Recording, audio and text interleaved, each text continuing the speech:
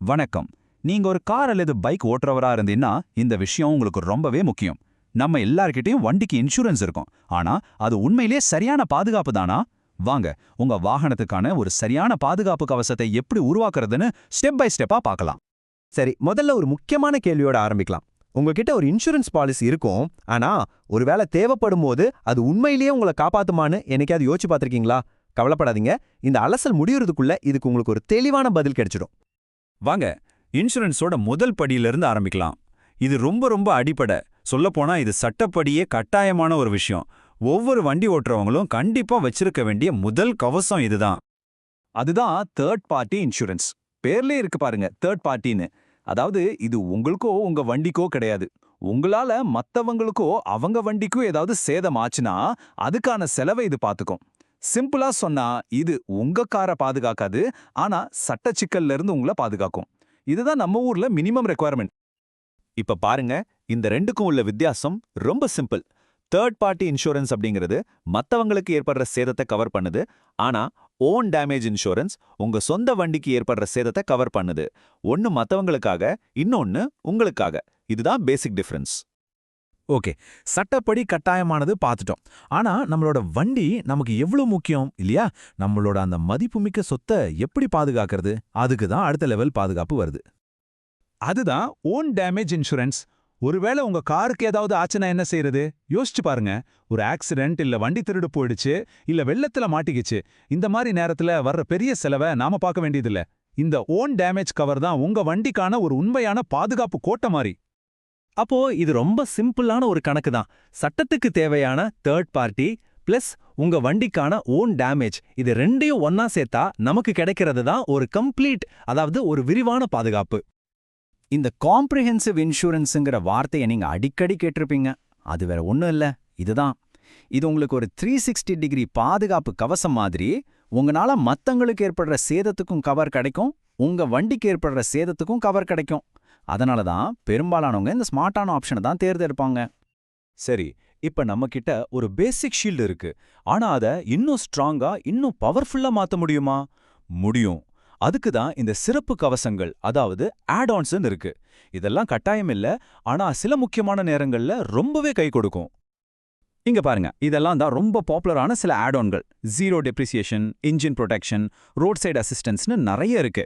உதாரணத்துக்கு zero depreciation இருந்தா claim அப்போ முழு பணமும் கிடைக்கும்.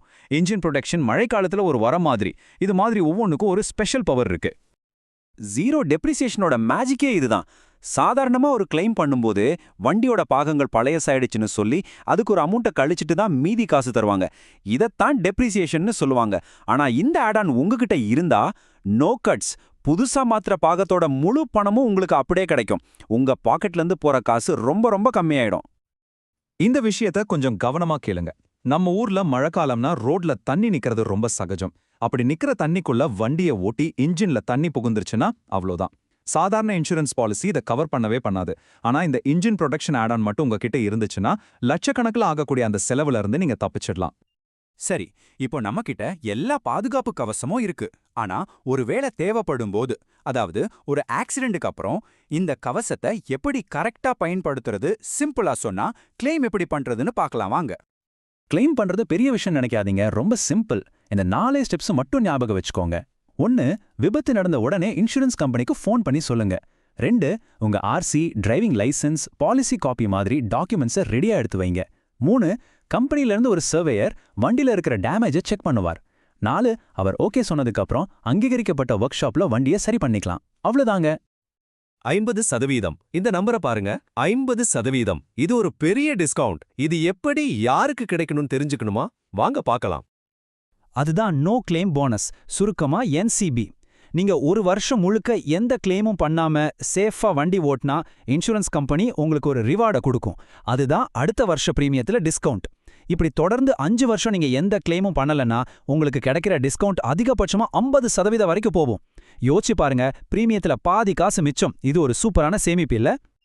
சரி, இப்ப நாம கடைசி கட்டத்துக்கு வந்துட்டோம். ஒரு ஸ்மார்ட் ஓனரா உங்க இன்சூரன்ஸை எப்படி ஒரு எக்ஸ்பர்ட் மாதிரி மேனேஜ் பண்றது, பிரீமியம் தொகையை குறைச்சு எப்படி பணத்தை மிச்சப்படுத்துறது, சில சூப்பர் டிப்ஸ் பார்க்கலாமா?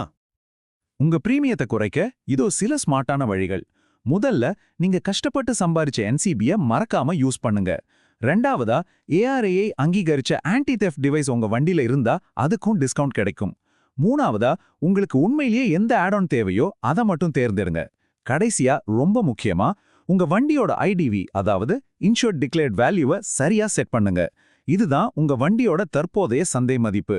இதை ரொம்ப அதிகமா செட் பண்ணா பிரீமியம் அதிகமாகும், ரொம்ப கம்மியா செட் பண்ணா ஒருவேளை வண்டிக்கு பெரிய சேதமாச்சுன்னா உங்களுக்கு தான் நஷ்டம். சோ இதுல கவனமா இருங்க.